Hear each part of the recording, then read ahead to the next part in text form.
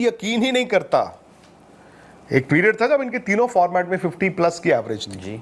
One day में तो अभी भी है, चलो T20 ठीक है, वो थोड़ी सी गिरी है, 48 और 50 में कोई 19-21 का फर्क होता है, बट यार वाकई टेस्ट क्रिकेट में 46.85, मतलब विराट 55 के एवरेज पे बैठे हुए थे। सो मेरा अब वही बात आ जाती है ना राहुल की, जब हम कहते हैं देखो 36.5 साल की उम्र में कोई और प्लेयर अगर रिटायरमेंट लेता तो आपको हैरानी नहीं होती, बट चूंकि विराट की जो फिटनेस है वहां पर आपको 36.5 इज लाइक 30 साल, अभी तो 5-6 साल और पड़े हैं।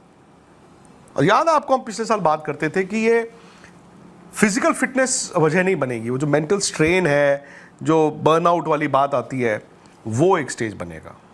अरे बात वही घुमाकर आ जाती है कि यार आपके जो सिलेक्टर्स हैं, गौतम गंभीर हो उसमें कोच हो, वो अब देखिए यही लोग बाय द वे, अब ये कोच तो अभी बने हैं गौतम गंभीर, अजीत अगरकर भी सिलेक्टर अभी 2 साल पहले ही बने, उससे पहले देवर ब्रॉडकास्टर्स, देवर एक्सपर्ट्स, चाहे वो कॉलम लिखें चाहे वो कमेंट्री करें, सवाल उठाते थे, ऐसा नहीं है, सवाल उठाते थे और हो सकता है वाजिब सवाल उठाते थे। हो क्या सकता है भाई, अगर ये नहीं बोल सकते हैं कि जी विराट के 2 साल में रन नहीं आए हैं, 3 साल में रन नहीं आए हैं, कोई नहीं बोल सकता है कि जी आए हैं, आप झुकला नहीं सकते 5 साल में नहीं आए। अब सडनली क्या हुआ, आप एक्सपेक्ट कर रहे थे, आप कह रहे थे जी गौतम गंभीर आ गए इंडिया के कोच, नो नॉनसेंस गाय, ये he will walk the talk, अगर आपके रन नहीं है तो ये आपसे सवाल पूछेंगे, आपको शायद से नोटिस पे रखेंगे। अजीत अगरकर आए, इतने सालों से हम यही बात कर रहे थे ना कि आप एक ऐसा चीफ सिलेक्टर क्यों नहीं लेकर आ सकते हो जो शायद जो सामने खिलाड़ियों को जो सही सवाल पूछ सके, जो who can actually take those tough calls. पर टफ कॉल्स की जरूरत थी, हो सकता है आप कभी कभी कहते हैं ना, आप और मैं इस कुर्सी पे बैठे, हो सकता है आपको उस सिलेक्शन कमेटी का मैं चेयरमैन भी बना दूं, आप ना ले पाओ टफ कॉल। मैं मानता हूं, उनको लगा होगा। मैं देखो ना, आप सचिन तेंदुलकर पे जाओ भाई, उन्होंने 2007 में ही वो 34, चोट भी लगती थी जब उन्होंने कहा था मैं क्रिकेट छोड़ रहा हूं, क्योंकि वो एक कोच ग्रेग चैपल की हो सकता है सोच बुरी ना हो, तरीका खराब हो, वर्सेस फिर उसके बाद कौन आया, गैरी कर्स्टन, जिन्होंने कहा जैसे आपने करना है आप करो, एंड सचिन जो 2007 से 13 तक खेल के गए। मैं इसलिए आपसे जानना चाह रहा हूं कि वो वॉक द टॉक की क्या जरूरत होती है when you deal with 2007 such से players? 2013 इंडिया ने खेला, सब कुछ हुआ, ठीक है, इंडिया सचिन तेंदुलकर के रन भी आए हैं बाय द वे, सचिन ने तो भाई मेरे ख्याल इस दौरान 2007 के बाद राहुल कम से कम नहीं तो 14-15 टेस्ट सेंचुरीज है उनकी। जी बिल्कुल, बट टीम के लिहाज से क्या हुआ? नहीं, टीम आपकी इंग्लैंड में जीती सीरीज, ठीक है 1-0, उसके बाद टीम आपकी न्यूजीलैंड में 39 साल, पता नहीं कितने साल बाद जीती थी सीरीज जी, 2011 वर्ल्ड कप जीते आप।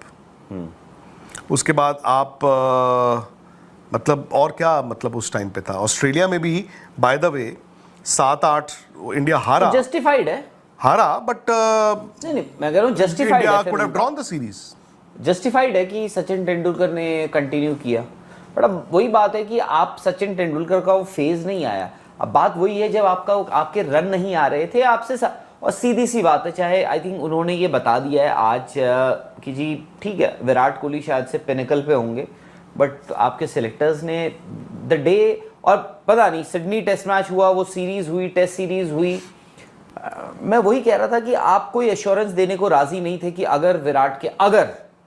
अगर विराट इस दौरे पे चले जाते और 3 टेस्ट मैचेस उनके रन नहीं आते, कोई गारंटी नहीं है कि उनको चौथा टेस्ट मैच मिलता। नहीं, आई डोंट थिंक विराट वो एम्बैरेसमेंट या आप वो दे, क्योंकि I think it was easier. Isn't it unlike Virat, क्या जो विराट ने पूरी उम्र सिर्फ चैलेंजेस को एक्सेप्ट किया, मतलब देखिए मैं इसको 2 तरीके से देखता हूं। सपोज मुझे आके कोई कहे कि यार देखो 3 मैचों में अगर आपके रन नहीं होंगे हम आपको जज करेंगे, यार उससे पहले वाले विराट कोहली कहते मेरे से रन नहीं होंगे, मैं रनों की लगा दूंगा लाइन। ये कौन से विराट है? अब मैं वही जानना, रियल विराट, जो लाइन आप बोल रहे हैं कि लाइन लगा दूंगा रन की, कौन से वाले विराट है? जिस विराट को मैं याद रखना चाहता हूं, मे बी वो 2020 से पहले वाले विराट हो। देखो कभी कभी जरूरी नहीं है कि 20 के बाद रन नहीं बने तो आज बनेंगे नहीं भाई। आज विराट अगर ये कह रहे हैं कि मेरे से यार हो नहीं पा रहा है, मतलब मैं मोटिवेशन नहीं है, इससे बड़ी क्या मोटिवेशन है यार? पता नहीं, मतलब मेरे ठीक है आपकी मोटिवेशन, आई थिंक उनके लिए उनका परिवार ज़्यादा बड़ी मोटिवेशन है आज की डेट में। उनको अपने बच्चों के साथ रहना, उनके साथ शायद से इंग्लैंड में जहाँ पर बहुत ज़्यादा मीडिया अटेंशन नहीं है, बहुत ज़्यादा ये नहीं है कि लोग आपके ऊपर आ रहे हैं, लोग आपसे सवाल पूछ रहे हैं, आपको जज कर रहे हैं। अस्सलाम वालेकुम जी। तो आज हम बात करते हैं इंडिया और इंग्लैंड के दरमियान खेले जाने वाले 5वें और आखिरी टेस्ट मैच की, जो कि ओवल में खेला गया। जैसा कि आपको पता है कि इंडिया ने इंग्लैंड को 6 रन से शिकस्त देकर ना सिर्फ ये मैच जीत लिया है बल्कि सीरीज़ भी 2-2 से बराबर कर दी है।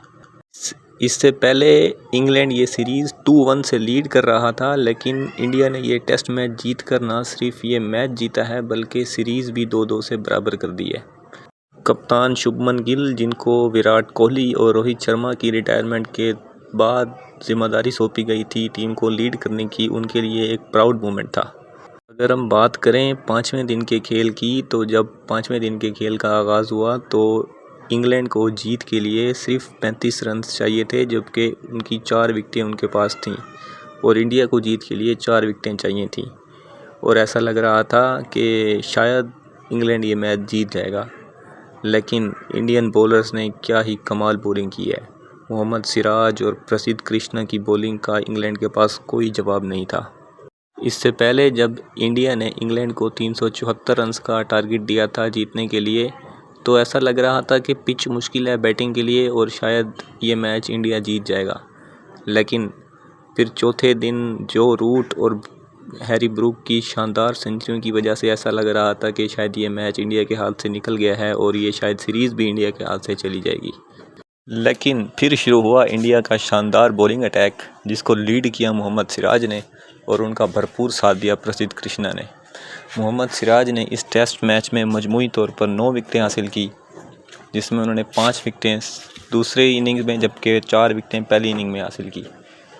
इसी तरह प्रसिद्ध कृष्णा ने भी 4-4 विकेटें हासिल की दोनों इनिंग्स में। मोहम्मद सिराज को मैन ऑफ द मैच दिया गया, जबकि कप्तान शुभमन गिल, जिन्होंने इस सीरीज़ में 4 सेंचुरियां स्कोर की हैं और क्या शानदार सीरीज़ रही है उनके लिए, उनको मैन ऑफ द सीरीज़ का अवार्ड दिया गया। ये एक यकीनन प्राउड मोमेंट है इंडिया के लिए भी और एक यंग कैप्टन शुभमन गिल के लिए भी, जो कि रोहित शर्मा और विराट कोहली की गैर मौजूदगी में इंग्लैंड में जाकर सीरीज़ बराबर की है इस इंडियन टीम ने। आखिरी टेस्ट मैच जिसमें इंडिया के पास जसप्रीत बुमराह और ऋषभ पंत का साथ भी नहीं था और उसके बावजूद इंडिया ने डोमिनेट किया इंग्लैंड पर, तो यकीनन ये एक शानदार विक्ट्री है और बड़े ही काफ़ी टाइम तक इसको याद रखा जाएगा। मज़ीद ऐसी वीडियोस के लिए आप हमारे चैनल को सब्सक्राइब करें, लाइक करें, कमेंट करें, कमेंट्स में अपनी राय का इजहार करें और बताएं कि आपको हमारी वीडियोस कैसी लग रही हैं और आप किस किस्म की वीडियोस हमसे चाहते हैं, किन टॉपिक्स पर वीडियो बनवाना चाहते हैं, ताकि हम आपके लिए उस तरह की वीडियोस मज़ीद लाते रहें। सब्सक्राइब करें, अपना ख्याल रखिएगा।